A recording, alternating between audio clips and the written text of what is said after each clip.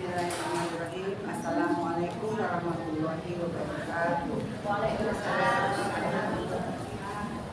Innalhamdulillah nahmaduhu wa nasta'inuhu wa nastaghfiruh wa na'udzu billahi min syururi anfusina wa min sayyiati a'malina. May yahdihillahu fala mudilla lahu wa man yudlil fala hadiya lahu. Asyhadu an la ilaha illallah wahdahu la syarika lahu. Asyhadu anna Muhammadan abduhu wa rasuluh. Wallahu ta'ala fi kitabil karim. A'udzu billahi minasy syaithanir rajim.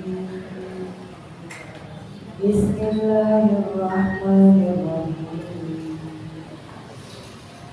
Ya ayyuhan nas qad ja'akum mau'izatun min rabbikum wa shifaa'un lima fis sudur wa hudan wa rahmatun lil mu'minin. Wa bi fadlillahi wa bi rahmatihi fa bi dzalika falyafrahu wa khairun mimma yajma'un. Alhamdulillah. Alhamdulillah. Ibu rahimahullah. Hari ini kajian kita berjudul apa judulnya hari ini?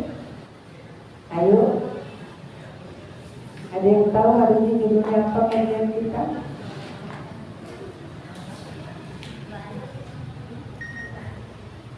Sunnah kauniyah, pergiliran, kemenangan dan kemunduran. Pergiliran, kemenangan dan kemunduran.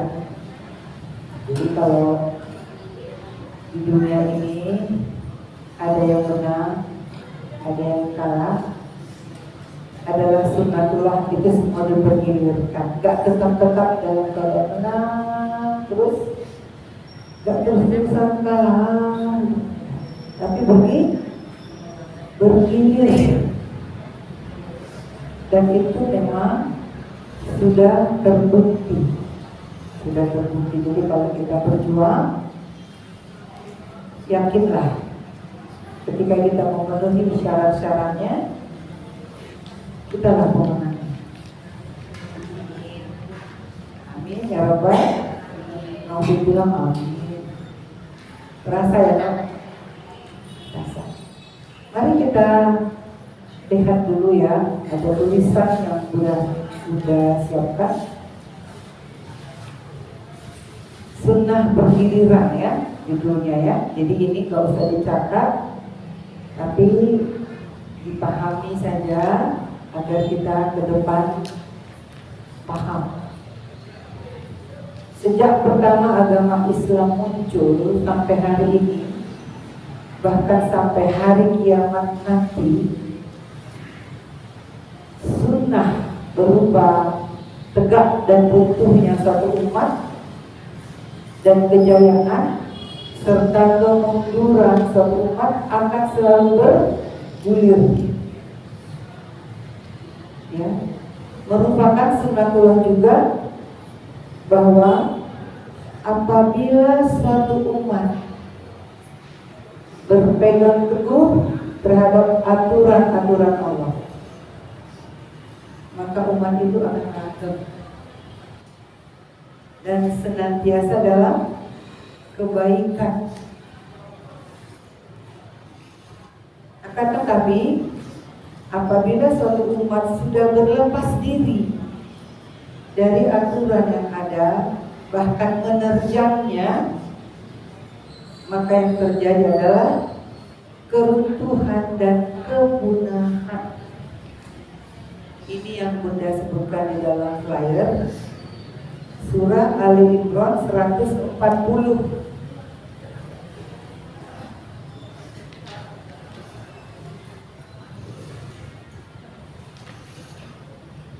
Sudah? Ya, suratnya dulu. Ali Imran 140. Ya. Wa tilkal ayyamu nudawiluha bainan nas. Dan masa kejayaan dan kehancuran itu kami pergilirkan di antara manusia itu di bawah ya. Di bawah ya. Kebalik ya. Ada kan? Ya. Tilka. Jadi memang sudah sunatullah kemenangan maupun keruntuhan itu bergiliran. Cuma disebutkan di sini bahwa apabila suatu umat sudah berlepas diri dari aturan yang ada, bahkan menerjangnya, maka yang terjadi adalah keruntuhan dan kepunahan. Itu aja syaratnya. Kita jumpa di bawah ada itu, ya kan? Jadi umat Islam kita pun tidak lepas dari sunnah kauniyah ini. Dari semenjak awal risalah Islam kepada Nabi Muhammad, kemudian adanya daulah Islamiyah yang memegang erat syariat, mereka bangkit dan berjaya karena mereka memegang syariat. Tanpa ini Kak. Lalu setelah kebangkitan itu mereka mulai menerjang syariat. Maka kekuasaan mereka melemah dan pada akhirnya mereka runtuh.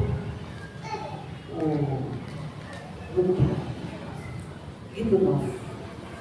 Masa kejayaan ada ketika taat. Ketika peraturan diterjang, runtuh. Jadi manusia ini, kita umat ini yang perlu ditanamkan adalah ketaatan supaya mengundang kemenangan. Iya. Supaya mengundang kebangkitan, kemenangan. Umat harus taat. Apa yang ditaati, Bu? Peraturan. Peraturan dari siapa? Dari Allah. Oleh sebab itu ada faktor ya, ini mungkin boleh dicatat ya. Ada faktor-faktor yang menyebabkan bangkitnya Islam. Banyak faktornya, tapi ini faktor yang paling penting yang Bunda ingin sampaikan. Yang pertama, iman kepada Allah. Apa Bu? Iman kepada Allah dan percaya sepenuh hati akan pertolongan dan kekuasaannya.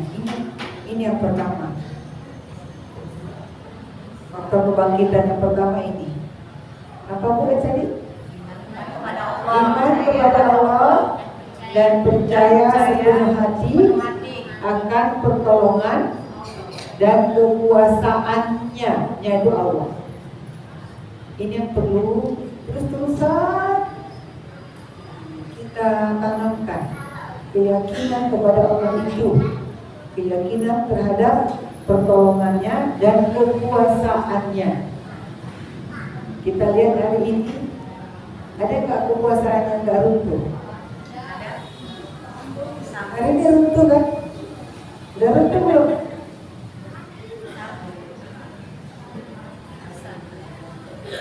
Tahu sendirilah. Selama ini kita mencari siapa agaknya tempat bersandar mereka. Kok kayaknya umat di Monas berkumpul hampir 10 juta. Bertahun-tahun sudah menunggu momen ini. Izin Allah ini semua terjadi. Semoga ini adalah tanda-tanda kebangkitan dan kemenangan Islam. Allahu Akbar. Enak kajian hari ini. Karena jelas sudah faktor yang membuat kita bangkit dan yang membuat kita runtuh. Itu sebabnya umat harus diajak belajar memahami agamanya, belajar memahami bahwa Allah itulah tempat memohon pertolongan, dan Allah itulah pemilik kekuasaan. Ini harus terus disampaikan. Harus. Ini modal utama, faktor utama yang membuat kita menang dan bangkit. Masing-masing di dalam diri umat ada keyakinan ini, beriman, percaya terhadap pertolongan dan kekuasaan Allah. Harus pakai bukti kadang-kadang bagi kita bisa percaya, ya kan? Manusia ini kalau nggak ada buktinya nanya dia, mana buktinya? Betul kan? Selama ini kita repot menjawab pertanyaan umat. Kok kalah terus mudah kita? Tak ada menang-menangnya nih, aku putus asa. Cuma hanya kita ini, apalah dia gak kita buat dia. Mereka sudah, iya kan? Semua dengan cara yang paling halus sudah kita buat, bahkan rumput tidak ada yang rusak kita buat. Sedih kalau ini, tapi terus sebenarnya terus kita dalam iman. Jangan lemah. Kalau nampaknya kita belum ada tanda-tanda menang. Rupanya kata Allah, kemenangan itu, kekalahan, kejayaan itu dipergilirkan. Tadi kaidahnya sudah sampaikan. Kemenangan itu faktor utamanya adalah ketika kita patuh kepada aturan-aturan dari Allah. Kalau kita berlepas diri menerjang aturan Allah, siap-siap kekalahan demi kekalahan, kemunduran demi kemunduran. Yang pertama apa tadi Bu? Iman kepada Allah dan percaya sepenuh hati ya Bu. Percayanya jangan ecek-ecek, gak boleh ecek-ecek ya, tapi harus sepenuh hati. Gak boleh sembarangan disangsi-sangsi, tak boleh. Yang mana yang namanya yakin, ya sepenuh hati. Yang kedua, faktor yang membuat yang mengundang kebangkitan itu adalah ukhuwah,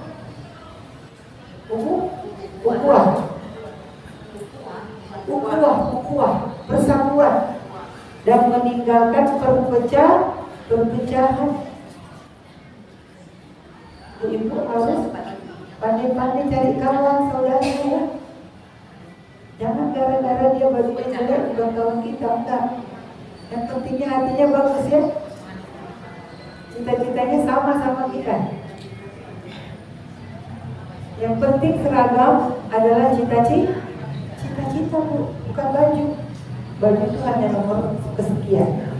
Tapi yang penting kita seragamkan adalah cita-cita kita sama.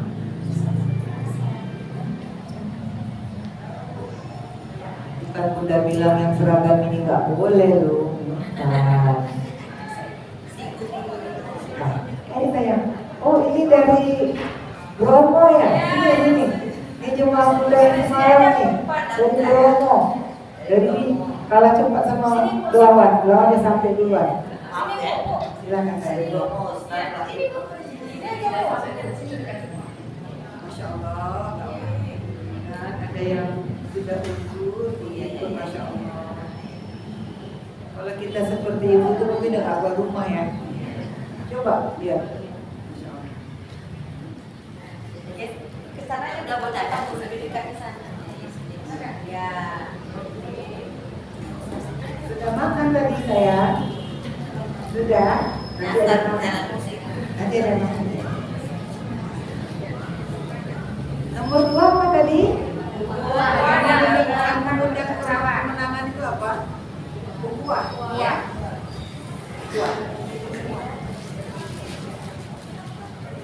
sebentar akan kita bahas tentang ukhuwah dalam perspektif yang sebenar-benarnya. Nanti tolong kami minta buku ya, nak. Buku dari ada ukhuwah di sana mas, nanti terangkan. Ukhuwah persatuan ya, artinya meninggalkan perpecahan. Iya. Susah atau mudah ini buku nomor 2? Susah atau mudah? Ukhuwah. Sulit ya? Sulit. Kita aja dulu rame kali nih berjuangnya. Sekarang udah ada yang berseberangan karena berbeda kepentingan. Ketika kepentingan kita hanya wajah Allah, itu udah kita bersatu. Tapi kalau kepentingannya sudah kenal warna uang, tawadu ya, tahu warna duit maksudnya, itu beda itu. Apa bu tawadu? Tahu warna duit? Nah itu berbeda kita. Jadi kalau ada orang yang model tawadu ya nggak sama dengan kita ya. Jadi ukhuwah faktor nomor 2 ini mau tidak mau harus kita upayakan. Ya, harus kita upayakan. Tidak ada yang merasa lebih sehingga kita lebih mudah bisa besar. Yang paling sulit memang di sini. Kalau udah rasa ya, ukhuwah ini sulit sekali karena tantangannya, godaannya juga luar biasa.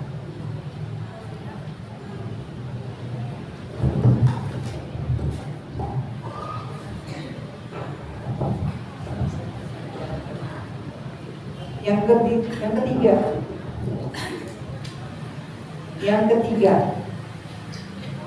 ini dicatat semua ya, nanti bisa lebih paham kalau dicatat, bisa dibaca di rumah. Apa yang ketiga? Adil antara penegak hukum dan orang yang dihakimi.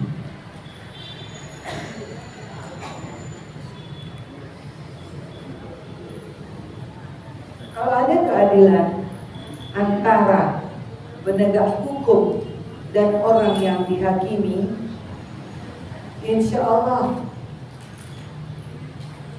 tercapai dengan mudah. Kemenangan itu mudah didapat ketika ada faktor nomor 3. Apa itu? Adil antara penegak hukum dan orang yang dihakimi. Nomor 3 ini tidak terjadi zaman now, kecuali setelah 15 Agustus yang lalu.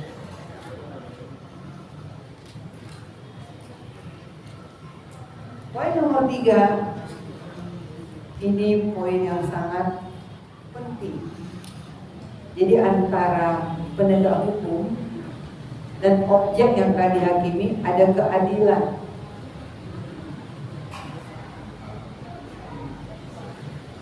Bagaimana mungkin bisa adil ya kalau para penegak hukumnya tidak berpihak kepada kebenaran? Betul?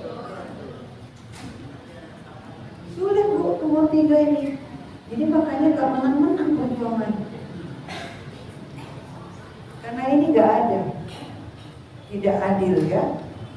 Gak ada keadilan antara penegak hukum dan orang yang dihakimi. Nenek-nenek curi coklat masuk penjara ya kan? Nenek-nenek curi coklat hanya untuk karena kebutuhan hidup. Tapi ada orang yang menjalan triliun. Astagfirullah. Ada orang perempuan di Aceh yang ditangkap, anak bayinya dibawa ke penjara untuk disusui. Sementara Nikita Mirzani tak ditahan. Alasannya kasihan anaknya masih kecil. Ternyata kita sudah tahu penyebabnya Kenapa mereka anteng-anteng saja, seolah-olah tidak tersentuh keadilan? Ini faktor nomor 3 ini paling besar. Karena ini menyangkut penegak hukum dan orang yang akan dihakimi. Habib Rizik hanya gara-gara keramaian. Iya. 4 tahun divonis.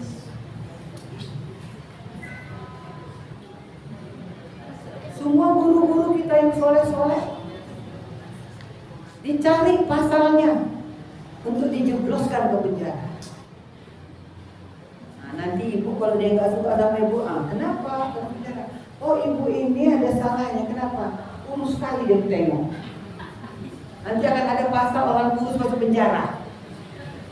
Ini nampaknya guyon ya. Zaman ini semua bisa dibuat pasalnya.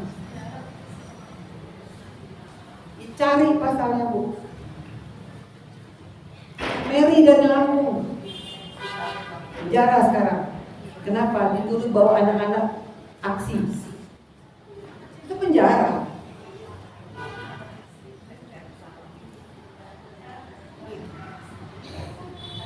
Jadi wajar saja kalau negeri kita ini yang seperti ini. Dulu ada lagu Kus-Plus, ingat Bu?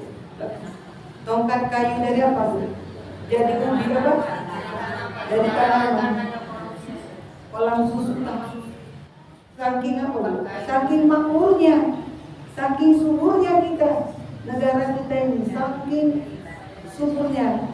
Kayu pun bisa jadi, tongkat kayu bisa jadi tanaman. Karena memang ada salah kaprahnya, salah pengelolaan atau salah pilih, kita nggak tahu juga kalau tidak.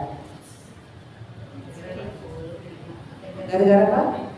Oh iya, kayak limpul ya. Tua kayak limpul. Ibu mau kayak limpul Bu?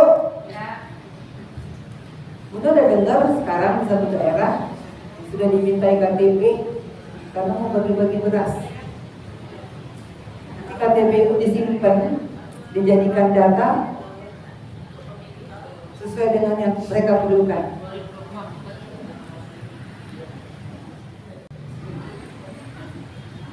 Ibu berapa anggotanya? Kira-kira pemerintahan ibu perlu apa? Mula-mula masih bagus Bu, kami perlu mic, kami perlu loudspeaker. Terakhir, kami perlu jalan-jalan, kami perlu baju seragam.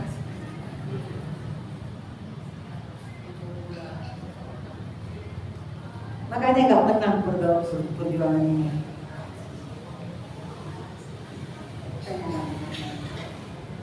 Tak ada kepercayaan akan janji Allah. Keburu disogok sama minyak makan, apalagi limpul, beras, ya kan? Pergi jalan-jalan deh Gus, senang kali itu.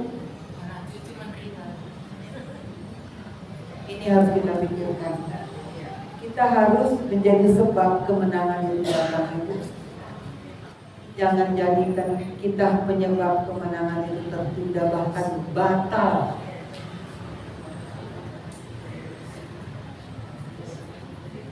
Walaupun Allah mengatakan sunnatullah lah kemenangan dan kekalahan, tapi sudah ada nanti penjelasan siapa yang mengundang kemenangan dan menolak kemenangan. Yang ketiga apa tadi Bu? Adil antara penegak hukum dan orang yang dihakimi. Ini harus ada. Keadilan itu harus ada. Makanya orang pertama yang menikmati adil itu adalah pemimpin. Pemimpin yang adil akan mendapatkan naungan di akhirat. Dia yang menamakan naungan. Siapa itu?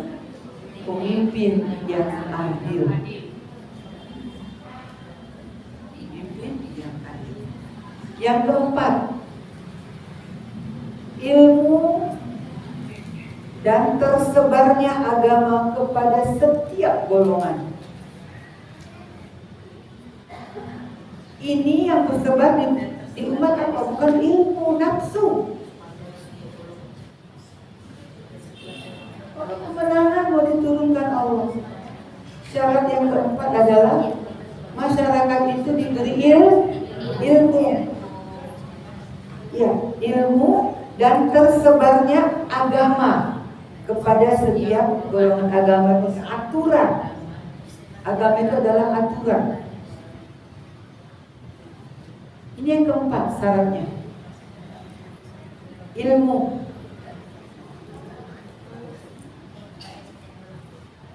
Umat gak boleh lagi tidak punya ilmu. Kalau cerita capek kali dunianya. Tapi ini adalah syarat kemenangan, syarat kebangkitan itu. Pagi jumpai jemaah, siang jumpai jemaah, untuk malam tidak ada yang minta jemaah. Kadang-kadang malam pun ada yang minta lagi. Hari Minggu udah gak ada istirahat lagi loh. Karena kita mau menjadi asbab datangnya kemenangan. Kadang-kadang ngajinya jauh kali, kena mongkong sana, ini mau ke Takengon lagi, jauh-jauh. Tapi kita kan belajar. Syarat kemenangan itu adalah menebarnya ilmu di tengah-tengah umat. Jangan biarkan umat ini awam.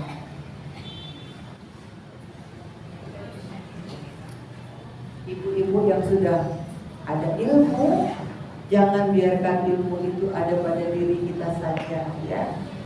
Tapi biarkan ilmu itu tersebar luas.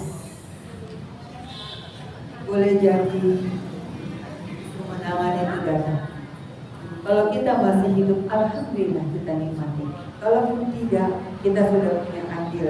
Nanti datang hadapan Allah,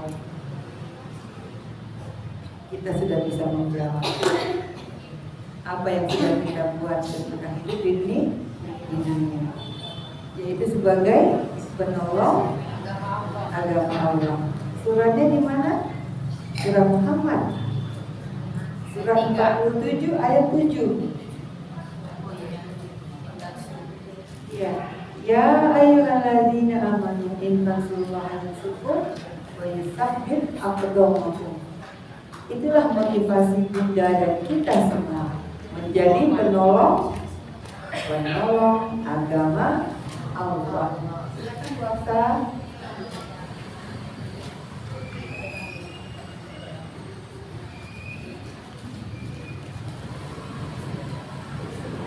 Kalau kita sudah paham ilmu ini, pasti kita akan suka menjadi penolong agama Allah. Karena ada janji Allah di situ. Sudah jumpa saya? Surah 47 ayat 7. Ya, itu himbauan kepada orang beriman saja ya. Hanya untuk orang beriman ayat itu diberikan Allah. Wahai orang-orang yang beriman, siapa yang menolong agamaku, aku pasti menolongnya dan aku pasti meneguhkan kedudukannya. Sudah jumpa? Jadi kita ibu-ibu semua, sayang Bunda, kita motivasi kita ini ya sayangnya. motivasi kita adalah surat Muhammad ayat 7. Ayo kita baca artinya sama-sama. Wahai orang-orang yang beriman,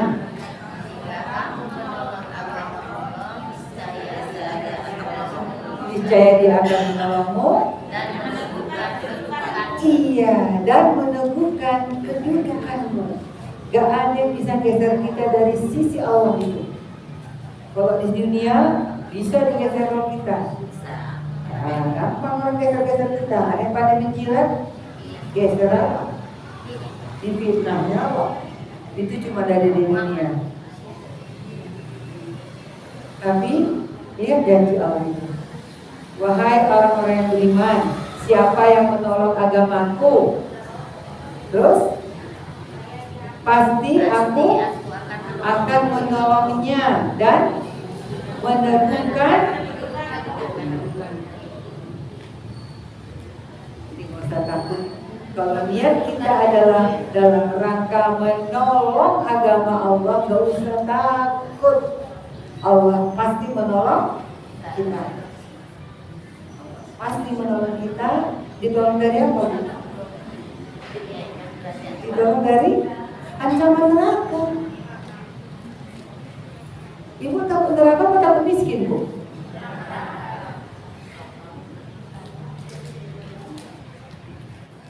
Ibu takut jelek apa takut neraka? Ayo. Jadi yang kita takutkan itu adalah masuk neraka.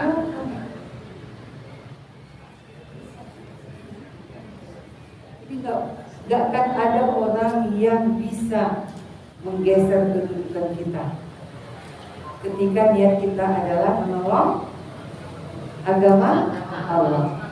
Tadi sebelum kesini, Bunda makan di satu restoran mendeling. Karena Bunda orang mendeling, makanannya dalam negeri. Sanalah Bunda dari makan. Rupanya adalah sekelompok mama-mama. Pakai ini. Kita lihat dari jauh. Cek dua rokok. Pakai ini, pakai Bu, pakai. Kalau nggak pakai ini Bunda nggak perhatian. Masalahnya dia pakai ini. Dia punya identitas nggak? Punya. Dia punya identitas. Bunda mau kasih tahu, dia tidak menolong agama Allah dengan kelakuannya itu. Walaupun dia sudah pakai, ini kan menolong agama Allah. Dengan kita berpakaian ini, kita sudah berniat menolong agama Allah.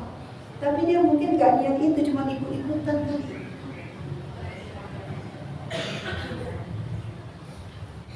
Dah, pakai dia gini, apa adanya emang ditutup. Habis itu pelanggan rokok. Ada fotonya nak? Foto tadi di foto?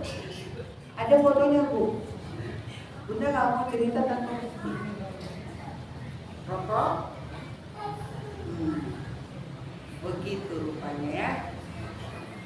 Pantaslah orang-orang di luar sana agak miring melihat muslimah sekarang, karena memang tidak punya ilmu. Tidak punya ilmu? Iya. Syarat nomor 3 tadi apa? Ilmu. Nomor 4. Ilmu kan? Syaratnya nomor 4 tadi apa? Ilmu. Sebarnya agama. Iya, tersebarnya agama kepada setiap golongan.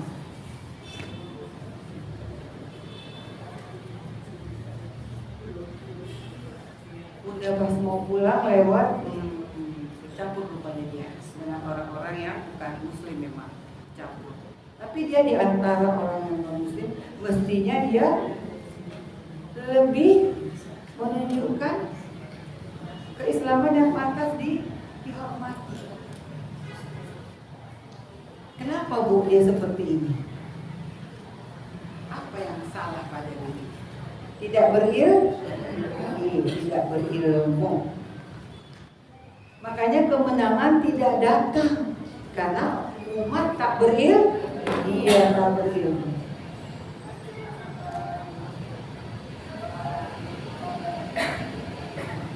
Ibu lihatlah ya di yang kemarin menang melawan Rusia. Bagaimana mereka mengundang kemenangan itu? Di mana mereka belajar Al-Quran? Di gedung mewah? Enggak, di bawah tanah.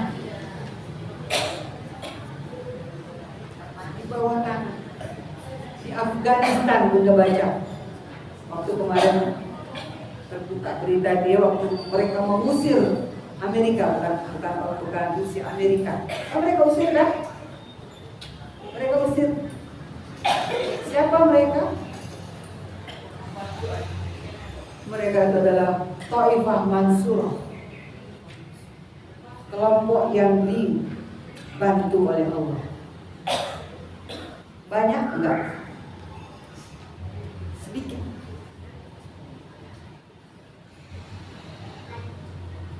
Jadi untuk memenangkan agama ini ternyata enggak perlu banyak orang. Sedikit, tapi didengar Allah doanya. Untuk apa Rahmi? Kalau sebagian besar pengikut yang ada di sana adalah pengkhianat, dan ini adalah masa yang terus diseleksi oleh Allah. Siapa yang dianggap Allah layak mendapat pertolongan? Taifah Mansurah.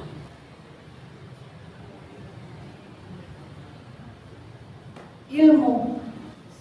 Sementara hari ini umat nyaris menjadi orang awam. Betul? Awam nggak, Bu? Awam. Sangat awam. Dan kita memang disiapkan untuk awam terus. Penghargaan kepada yang nggak perlu dihargai hari ini dihargai. Anak kecil yang nyanyi apa itu? Jadi duta apa sekarang? Tahapa-hapa kata orang Medan. Tahapa. Tahapa-hapa.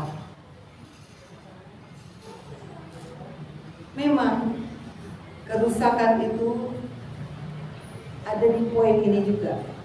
Manusia atau umat itu kalau sudah tidak berilmu kembali kepada zaman batu.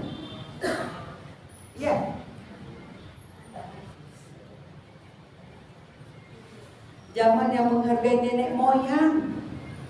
Sementara Rasulullah sudah datang, pengganti ajaran nenek moyang itu namanya syariat.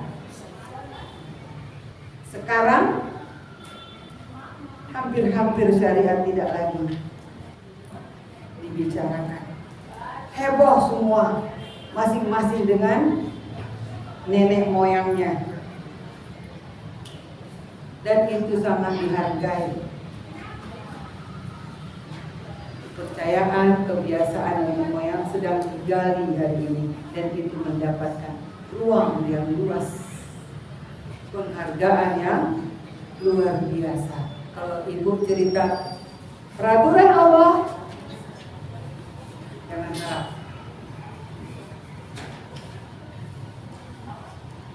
Bisa kita rasakan sekarang. Marah di mana-mana kan? Pakaian perempuan itu sesuai agama namanya gamis, bukan kebaya. Ini mau digeser. Seolah-olah lebih utama dan lebih terhormat memakai pakaian nenek moyang daripada pakaian syariat. Ini sedang bergeser loh. Besar-besaran.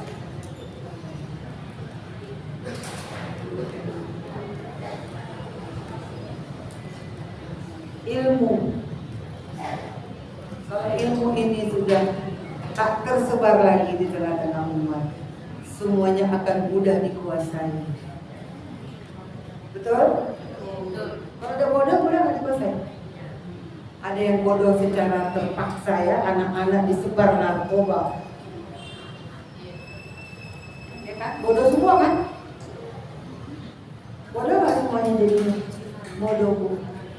Karena sudah tergantung pada narkoba. Ibu-ibunya gimana, Bu? Dibuat sibuk apa? Halang-halang, Kak. Halang-halang. Gak kayak mak awak zaman dulu. Mak awak mana ada halang-halang. Setiap hari di rumah. Setelah pulang sekolah, ini mama-mama pergi hang out. Ngopi sana, ngopi sini. Anak dari mana? Healing.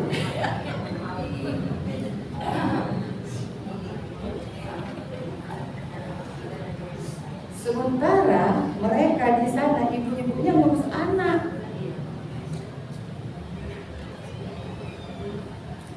Kita disuruh menjadi orang yang sangat konsumtif. Betul? Mereka hanya memproduksi, yang belanja siapa? Kita. Karena apa, Bu? Karena ilmu sudah tidak ada lagi. Tidak ada lagi ilmu di masyarakat. Nah, ini yang perlu kali kita ingatkan kepada kawan-kawan untuk jangan malas mendatangi majelis ilmu.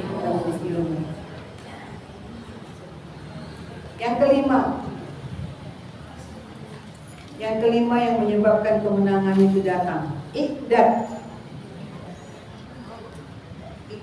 Iqdad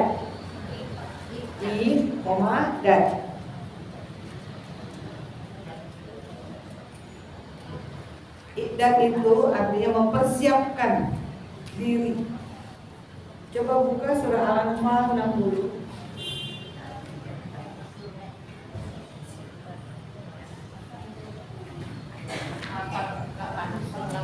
Surah 8 ayat 60.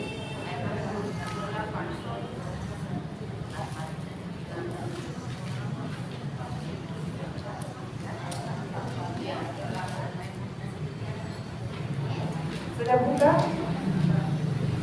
Surat Al-Anfal surat 8 ayat 60.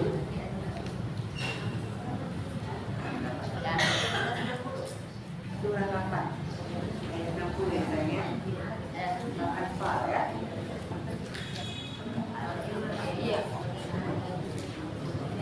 Ada perintah Allah di sini ya, terkait dengan syarat mendapatkan kemenangan. Yang keberapa tadi? Kelima, iqdad.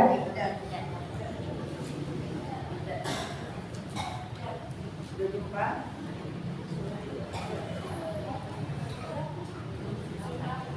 Wa a'iddu lahum. Wa a'iddu lahum. Ada. Mastata'tum. Dan persiapkanlah dengan segala kemampuan.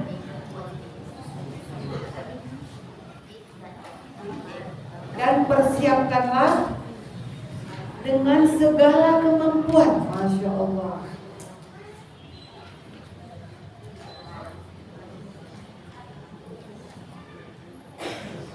Dan persiapkanlah dengan segala kemampuan untuk menghadapi mereka dengan kekuatan yang kamu miliki. Kita disuruh mempersiapkan iqdad. Iqdad mempersiapkan diri menghadapi musuh. Kekuatan yang kamu miliki dan dari pasukan berkuda yang dapat menggentarkan musuh Allah, dan dari pasukan berkuda yang dapat menggentarkan musuh Allah, musuhmu, dan orang-orang selain mereka yang kamu tidak mengetahuinya, tetapi Allah mengetahui. Apa maksudnya? Musuh dalam selimut. Menggentarkan Allah, ya kan? Coba lagi. Menggentarkan musuh Allah, musuhmu, dan orang-orang selain mereka.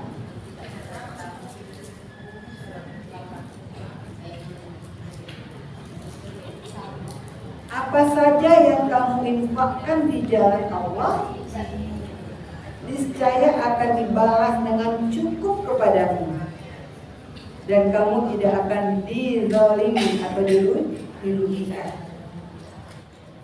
Apa saja ya yang kamu infakkan, yang kamu gunakan, kalau itu di jalan Allah, pasti dibalas dengan cukup kepadamu, dan kamu tidak akan dizalimi atau dirugikan.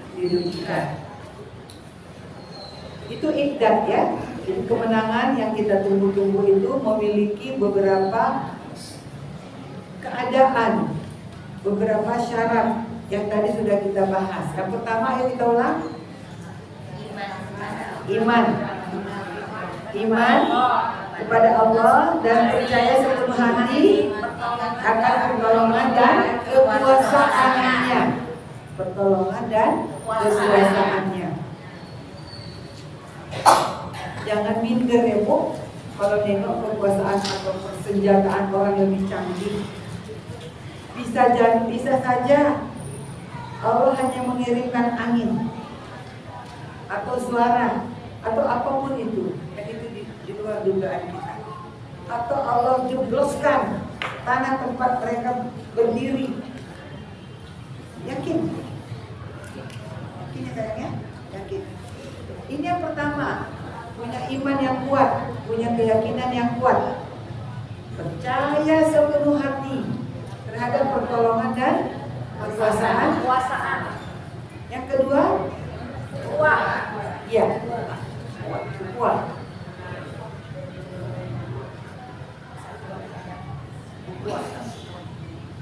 Ini perlu kita eratkan. Yang kedua, ukhuwah.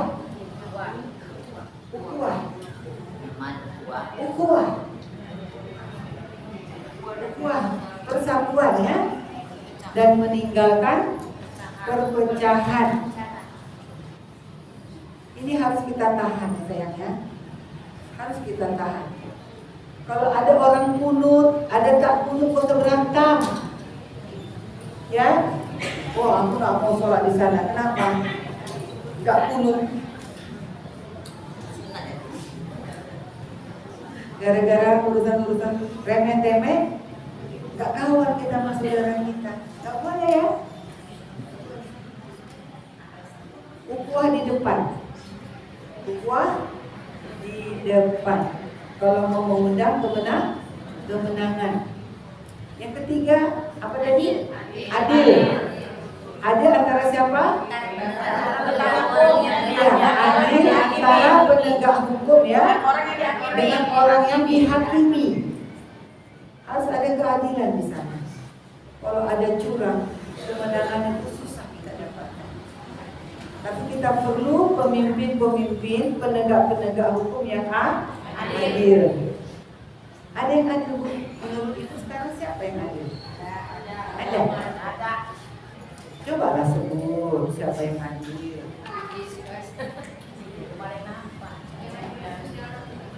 Habib Rizik kan bukan di bagian barisan pemimpin. Dia yang dipimpin, yang dihakimi, dan dia tidak mendapat keadilan.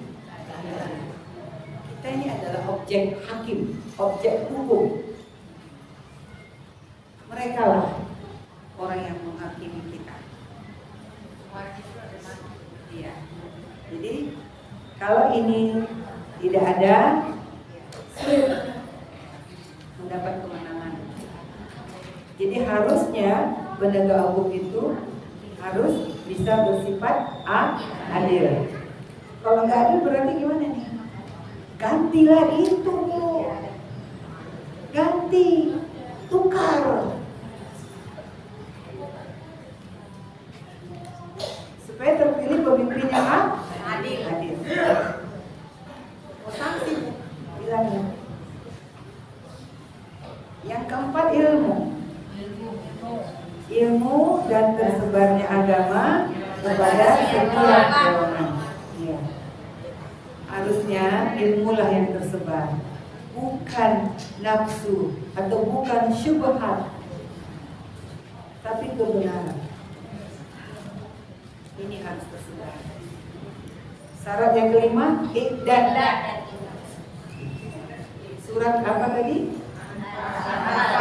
Ayat 60. Iya, ayat 60. Allah menyuruh kita bersiap-siap, mempersiapkan diri. Mempersiapkan diri dengan segala kemampuan kita.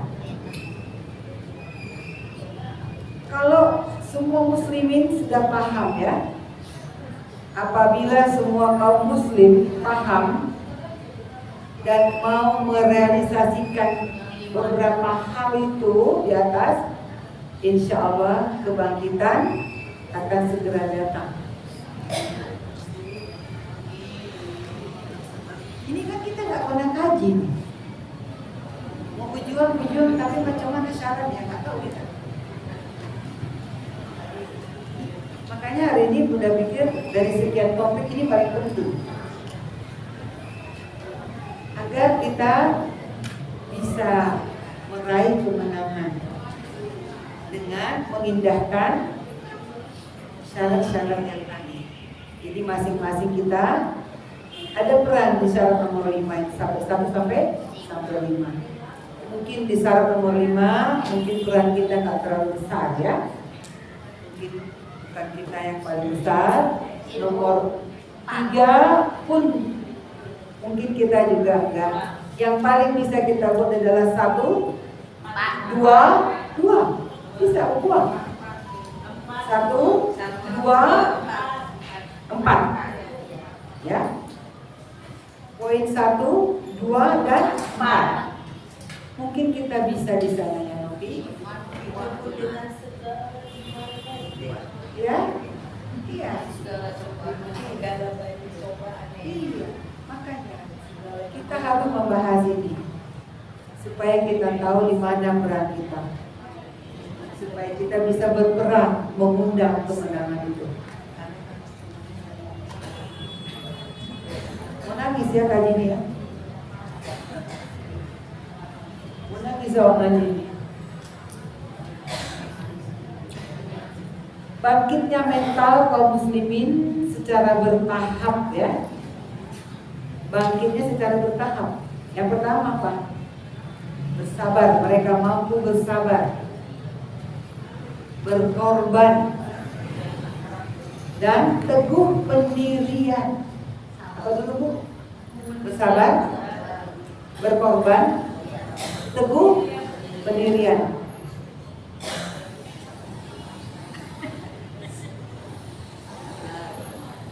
Prosedur yang pertama apa Bu? Bersabar. Yang kedua, berkorban. Korban apa Bu?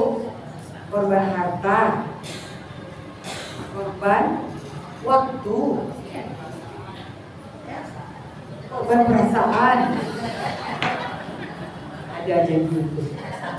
Itu juga menahan marah ya Bu ya. Menahan kecewa itu juga misalnya gini, benar juga Ibu bilang korban perasaan. Gimana nggak sedih ya Bu, tadinya kita berjuang bersama, tahu dia ada di seberang.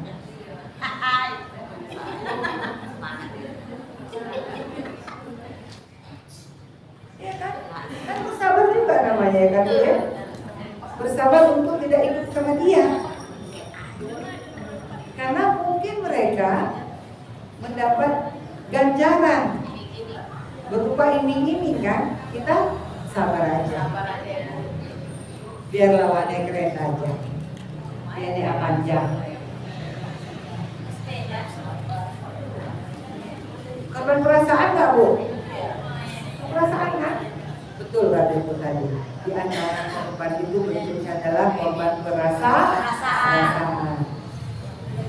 Dalam perjuangan, kesabaran ini penting. Kalau kita nggak sabar, sudah kali kita meninggalkan perjuangan ini.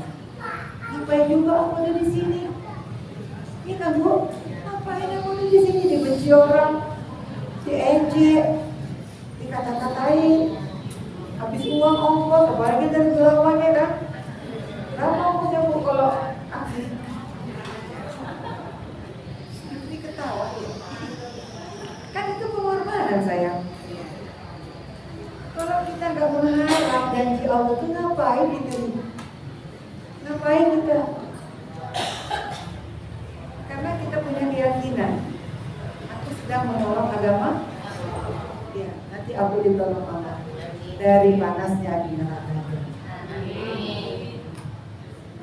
Kapan kita nggak terancam itu?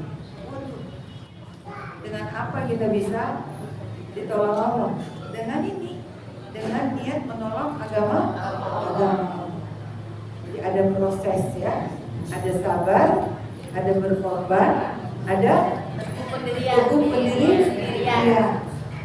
Ibu jangan sampai gak teguh pendirian loh. Ya, ya nanti ada dari belakang lah. Gimana? Kali pun lagi udah merah. Kalau itu warna biru kan?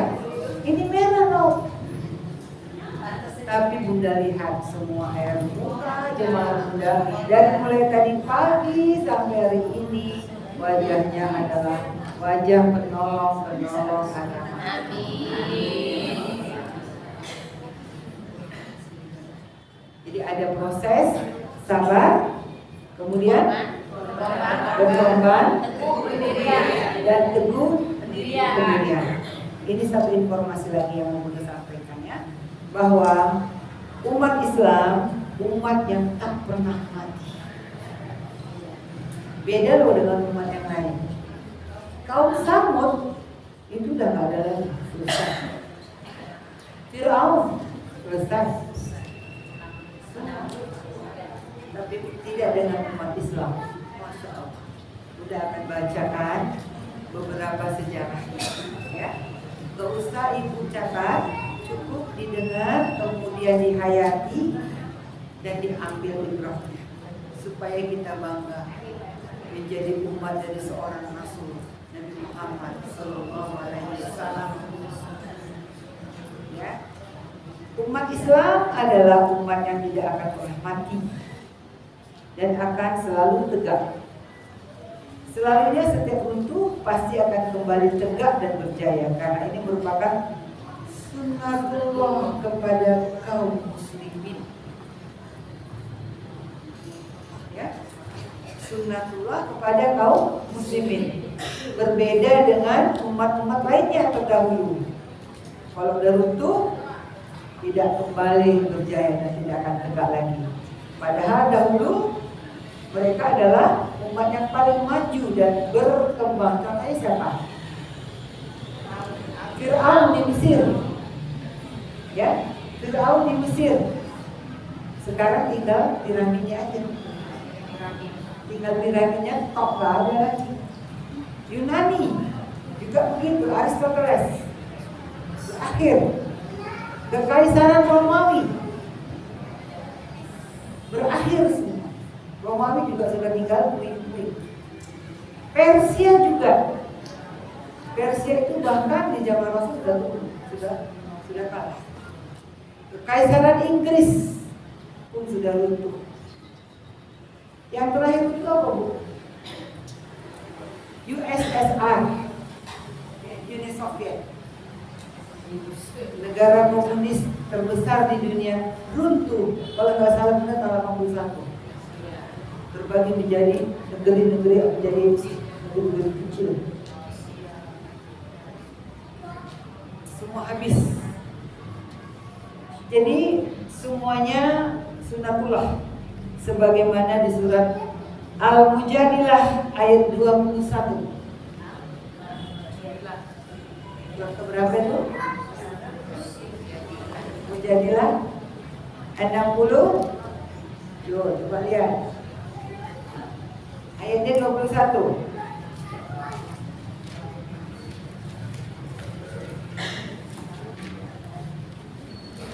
Siapa yang udah jumpa ayatnya, bacakan.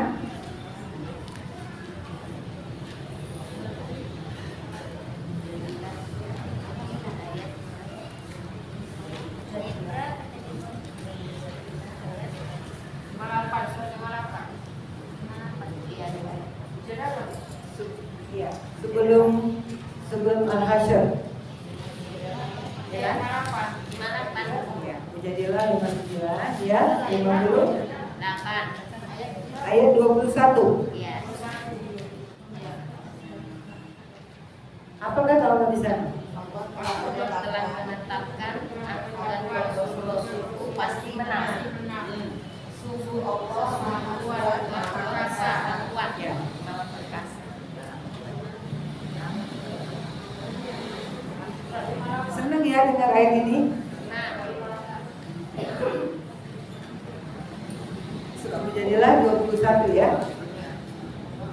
Allah telah menetapkan aku dan rasul-rasulku pasti menang. Sesungguhnya Allah Maha Kuat lagi Maha Perkasa.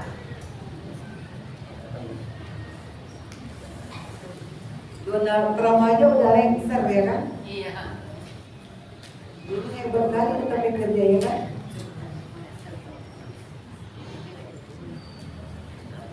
Semua yang hidup akan binasa.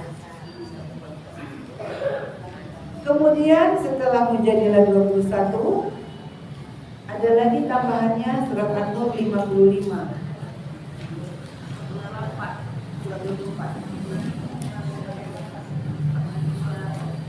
Di sini Allah langsung mengatakan, Allah berjanji dan Allah berjanji 55 bulan. Dan Allah telah berjanji. Janjinya untuk siapa, Bu? Iya, kepada orang-orang yang beriman. Janji itu kepada orang yang beriman di antara kamu dan yang mengerjakan amal-amal yang soleh, bahwa dia sungguh-sungguh akan menjadikan mereka berkuasa di muka. Siapa yang janji ini? Syaratnya apa? Beriman dan mengerjakan amal-amal yang soleh, bukan mengerjakan amal-amal yang salah, tapi yang soleh. Amal yang soleh itu yang mana? Amal yang pas dengan maunya Allah. Itulah amal yang soleh. Kalau nggak pas berarti salah, ya kan? Bener kan? Nah iya. Kalau nggak pas berarti keliru.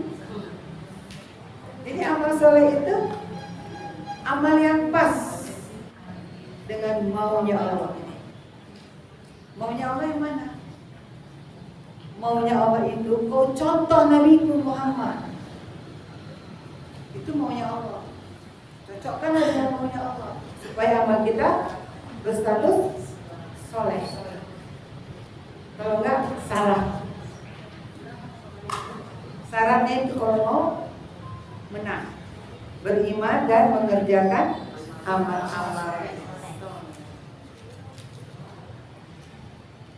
Karena kalau misalnya kemenangan itu diberikan sembarangan, nggak ada gunanya juga kemenangan, ya kan? Rusak juga tatanan bumi ini. Sekarang aja udah rusak tatanannya, iya kan? Rusak. Jadi perlu orang-orang yang beriman dan benar amalnya, soleh amalnya, supaya kemenangan itu berguna, kekuasaan itu berguna.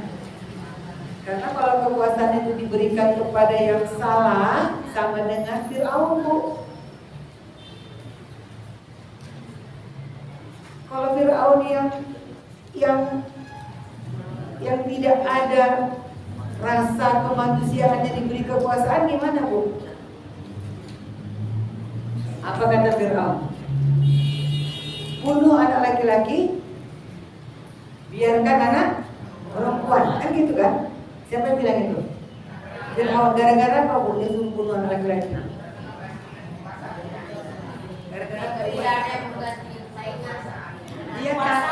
nanti ada yang menyaingi dan meruntuhkan, merampok kekuasaannya. Karena dia bermimpi istananya terbakar. Jadi datang tukang nujum bilang, ini ada alamat kau nanti dikudeta sama orang yang ada di sini. Jadi semua anak laki-laki yang lahir disuruh bunuh. Itu Fir'aun, itu baru firasat loh. Disuruh dia bunuh, bukan apa? Karena saking berkuasanya dia bisa menentukan hidup dan mati orang. Sama dengan Sambo. Bisa ditentukan hidup mati orang. Betul nggak, Bu? Bahaya nggak, Bu, kalau kasih kekuasaan orang kayak gitu? Bahaya lah. Gak suka dia nengok, aku gak suka nengok orang mati karena kamu. No. Fir'aun gitu. Fir'aun itu gara-gara ada ahli nujum bilang nanti ada orang yang merusak, merampok kekuasaan, oh langsung bunuh anak laki-laki. Ayah Fir'aun sekarang udah banyak, Fir'aun zaman kajiannya udah ada kemana? Fir'aun kontemporer. Udah kita kaji 3 minggu yang lalu. Jadi yang dijanjikan Allah itu hanya kepada orang beriman dan mengerjakan amal-amal yang soleh. Bahwa dia sungguh-sungguh akan menjadikan mereka berkuasa di muka bumi. Sebagaimana dia telah menjadikan orang-orang sebelum mereka berkuasa. Dan sungguh dia akan meneguhkan bagi mereka agama yang telah diridhoinya untuk mereka. Dan dia benar-benar akan menukar pada mereka sesudah mereka dalam ketakutan menjadi aman sentosa. Mereka tetap menyembahku dengan tidak mempersekutukan sesuatu apapun dengan aku.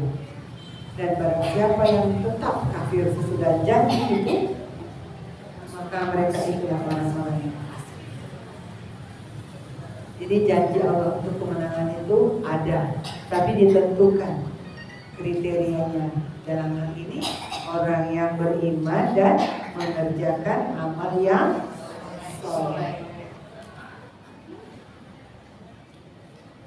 Ada hadis ya dari Rasulullah tentang pergantian kemenangan itu juga. Dari riwayat hadis Abu Daud, Rasulullah juga bersabda, Allah Subhanahu wa Ta'ala mengutus kepada umat ini setiap 100 tahun orang yang memperbarui urusan agama mereka. Maknanya apa, Bu? Bahwa umat Islam akan runtuh, setelah keruntuhannya akan kembali tegak dan berjaya. Adapun tegaknya melalui siapa? Melalui tangan-tangan pembaharu agama ini. Jadi kitalah yang membuat agama ini tegak. Beginilah sunnatullah ini bergulir sampai hari kiamat. Jadi ada peran sebagian orang di setiap zamannya. Tetap ada yang berjuang. Tetap setiap zaman pasti ada yang memperjuangkan agama ini. Ya. Kita insya Allah semoga termasuk ya. Setiap 100 tahun pasti ada kata Rasulullah. Setiap 100 tahun ada. Termasuk nggak kita? Tepang-tepang kok buka ibu di sana nanti. Tepang-tepang langsung nampak mukanya. Nggak usah kita bikin-bikin, nampak itu. Karena tidak ada satu momen pun yang dilewatkan. Karena ada malaikat yang mencatat. Kalau kejahatan, kan malaikat yang kiri kan udah mencatat, ini dicegah sama yang kanan. Jangan dulu catat. Siapa tahu dia bertobat. Ditunggu 6 jam. Tapi jangan ibu sengaja pula. Ini baru jam berapa? Masih bisa. Nanti kalau baru bertobat, bisa gitu bu. Mentang-mentang udah bilang 6 jam, ibu tunda pula tobatnya nanti. Ya. Jadi maknanya adalah setiap 100 tahun pasti ada orang yang memperjuangkan kemenangan. Semoga kita terpilih ya. Allah lihat dulu iman kita bu. Allah lihat dulu amal-amal kita, baru boleh masuk di sana. Jadi sejarah Islam itu banyak, mulai dari masa Abu Bakar ya, sampai sekarang mereka terus-terusan bergantian. Ada yang mundur, ada yang jaya, mundur lagi, jaya lagi, terus-terusan secara sunatullah. Jadi keadaan muslim hari ini bagaimana? Ada yang bertanya bagaimana, apakah posisi, di mana posisi kaum muslimin hari ini? Apakah dalam fase kebangkitan atau kemunduran? Bangkitan.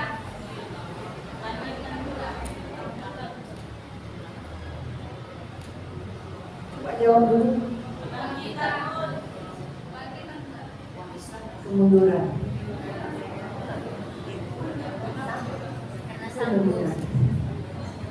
Tapi siapa yang ada di zaman kemunduran ini dan dia sebagai pembaharu, dialah orangnya yang termasuk mengundang kejayaan. Karena setelah kemunduran, kebangkitan. Iya. Kalau kita di zaman kemunduran, berarti kitalah yang mengundang kebangkitan. Itulah peran kita hari ini, menjadi orang-orang yang akan mengundang kebangkitan. Itulah hari ini posisi kita.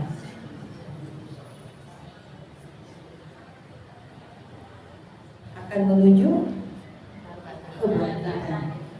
Siapakah orang yang memperjuangkannya?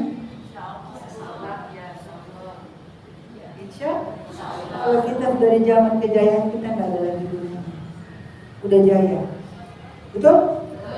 Iya. Kita berguna ketika belum bangkit, ketika belum jaya, ketika belum menang. Kalau udah menang, tinggal nikmati. Sekarang kita tahankan ya bu ya, tahankan. Tapi tetap istiqomah. Itu kemenangan pertama kita. Ketika kita menjadi pengundang kemenangan dan berkorban, bersabar, berkorban dan istiqomah. Kayak ini yang Allah lihat, hasil terserah Allah. Yang penting kita mensikapi ini dengan sabar, berkorban dan teguh pendirian. Kemarin ada bunda tulis kamu di WA tentang tasliyah. Tasliyah itu artinya hiburan Allah kepada Nabi Muhammad SAW, bahwa aku tidak menargetkan kau memenangkan. Yang aku suruh, kata Allah, hanyalah mengajak. Kemenangan itu bukan targetmu, tapi target Rasulullah itu hanya mengajak sebanyak-banyaknya orang untuk beriman dan mencapai kemenangan. Kemenangan pertama adalah ketika kita istiqomah. Iya. Banyak orang hari ini sudah kalah, berkali-kali kalah, bukan sekali lagi kalah, berkali-kali kalah. Karena maju mundur dalam perjuangan. Main-main ya namanya kayak gitu ya. Tapi enggak, bagi kita sekali berjuang tetap berjuang. Menang dan kalah ukurannya bukan di sini ya, bukan. Kemenangan di sini adalah istiqomah. tentang kemenangan, kekalahan itu secara sunnatullah bergilir. Hari ini Bunda ingin membacakan satu tafsir dari Ibnu Katsir tentang latar belakang dari sunnatullah yang Bunda ceritakan tadi. Sengaja Bunda bawa tafsirnya hari ini supaya tidak ada yang ketinggalan. Ini Bunda baca satu kelompok pembahasan. Buka Qurannya Al-Imran 137 sampai 143.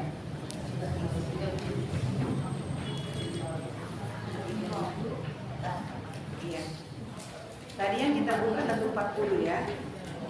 Tapi ini kita buka dari 137 supaya kita mengerti alurnya. Ya. Karena kita harus berilmu. Iya. Mungkin ada ibu-ibu merasa yang capek lah ngajar sama Bunda ini. Buka Quran, nulis, awak udah tua nulis pula lagi.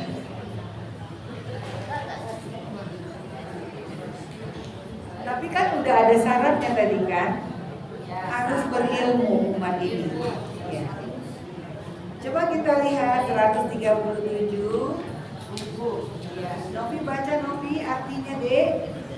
Sungguh telah berlalu sebelum kamu sunnah Allah, karena itu berjalanlah kamu ke segenap penjuru bumi dan perhatikanlah bagaimana kesudahan orang yang mendustakan Rasulullah. Iya. Sesungguhnya telah berlalu sebelum kamu sunnah Allah, ketentuan-ketentuan yang tidak bisa kita elakkan, sunnatullah. Karena itu berjalanlah kamu di muka bumi dan perhatikanlah bagaimana akibat orang-orang yang mendustakan para rasul. Al-Quran ini adalah penerang bagi seluruh manusia dan petunjuk serta pelajaran bagi orang-orang yang bertakwa. Janganlah kamu bersikap lemah dan janganlah pula kamu bersedih hati. Padahal kamulah orang-orang yang paling tinggi derajatnya jika kamu, nah itu dia. Jika kamu orang-orang yang beriman, yang yakin. Kalau enggak ada derajat untuk orang yang enggak beriman. Jika kamu pada perang Uhud mendapat luka, maka sesungguhnya kaum kafir itu pun pada perang Badar mendapat luka. Ya kan? Maka sesungguhnya luka yang serupa, dan masa kejayaan dan kehancuran itu kami pergilirkan di antara manusia agar mereka mendapat ya. Dalam perang Uhud ada pelajaran Ibu. Apa pelajaran dari perang Uhud? Kenapa kalah? Karena tidak taat kepada aturan Rasul.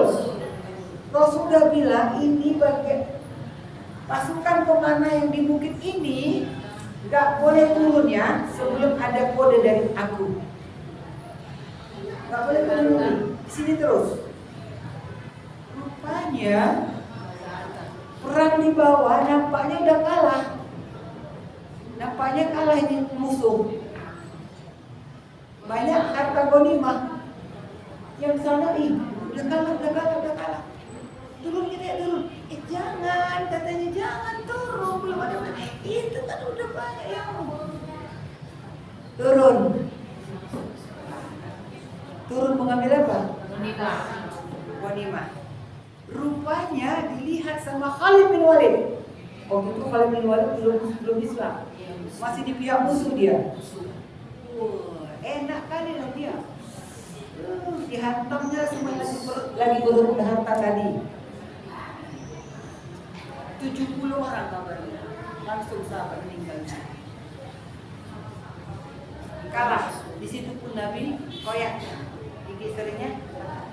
Disitulah fitnah datang.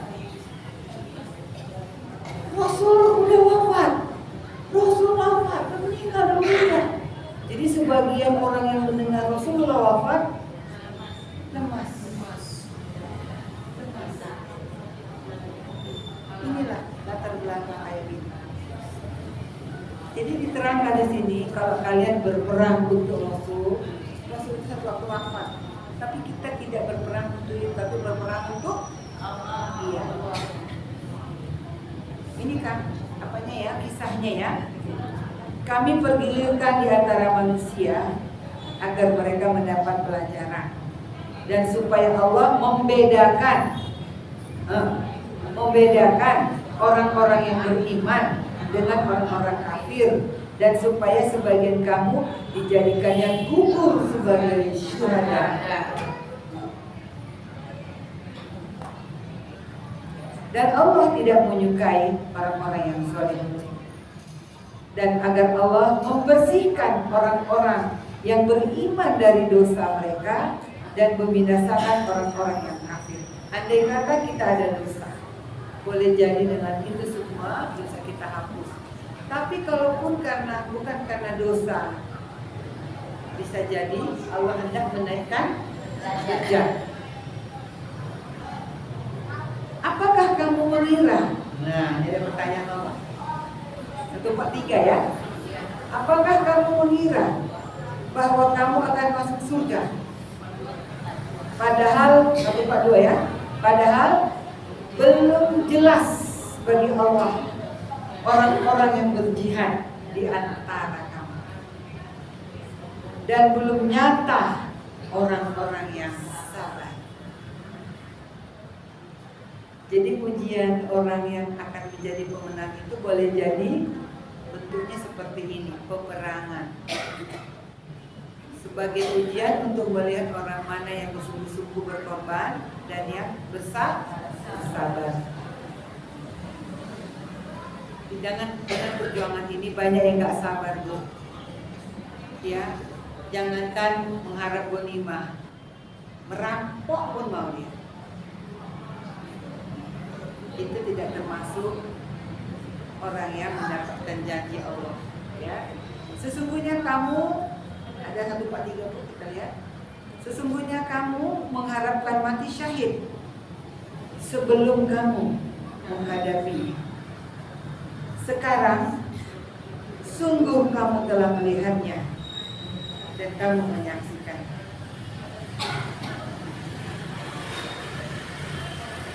Dalam tafsir Ibnu Katsir ini panjang sekali penjelasannya, ya, panjang sekali. Bunda akan meringkasnya ya, apa tafsir dari ayat ini. Ketika orang-orang yang beriman mendapatkan musibah pada perang Uhud, ada 70 orang yang terbunuh. Siapa yang pergi ke berziarah ke Uhud? Sudah pergi, Bu? Sedih kali. Waktu kita ke sana, kalau kita melakukan perjalanan haji, kita dibawa ke makam. Tapi orang yang nggak berilmu di sana bukannya berdoa, selfie, nggak tahu dia itu makam siapa. Di situ ya Allah hidup merobek Hamzah. Mana mungkin kita selfie di situ, Bu? Kita nangis di situ, membayangkan peristiwa ini. Membayangkan bagaimana tempat pemanah itu dibunuh. Kasihan kalilah Rasulullah itu ya, tidak sabar mengejar ghanimah. Biasanya sudah selesai pembahasan kita, tapi intinya sudah dapat. Yang jelas sunatullah, kemenangan dan kejayaan yang tertutup itu bergiliran. berdiri. Itu hanya bentuk ujian sabar, ujian iman. Semoga kita lulus ya Bu. Kalau enggak, dengan apa kita mengejar orang yang as-sabiqul awwal itu? Inilah dia.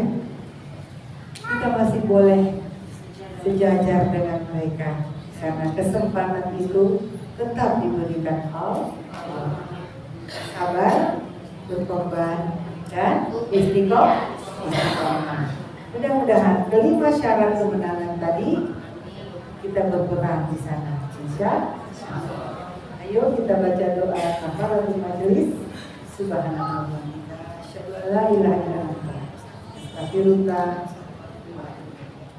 Allahumma habib ilaina iman wa zayyinhu fi qulubina wa karri ilaina kufra wal fusuqa wal isyan waj'alna minal rasyidin. Allahumma tawaffana muslimin wa alhiqna bis sholihin ghayra khazaya wala maftuni. Amin ya Allah.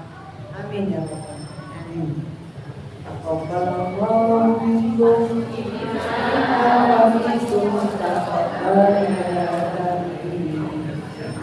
Assalamualaikum warahmatullahi wabarakatuh.